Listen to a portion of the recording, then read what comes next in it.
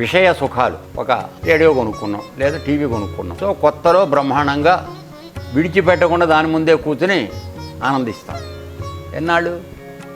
కొద్ది రోజులు లేక కొద్ది నెలలు మహా అయితే. తర్వాత అది అటు మోగుతూనే ఉంటుంది, నువ్వు వేరే వాడితో మాట్లాడుతూ ఉంటావు. పోయింది ఏకాగ్రత. కొంతకాలం అయ్యాక దాన్ని ఆఫ్ చేసి పారేసి మాట్లాడుతూ ఉంటావు. అంటే ఏమైంది? నీకు అత్యంత సంతోషం కలిగించేది, ఆనందం కలిగించేదని అనుకుని డబ్బు పోసుకున్న 51 అంగుళాల టీవీ 3 నెలల తర్వాత నీ ఆ ఇంట్రెస్ట్ పోయింది. అవునా కాదా? అప్పుడు మరలి ఎక్కడికి పెడుతుంది? టీవీలోంచి ఏసీలోకి వెళుతుంది కోరిక. ఏసీ కావాలనిపిస్తుంది.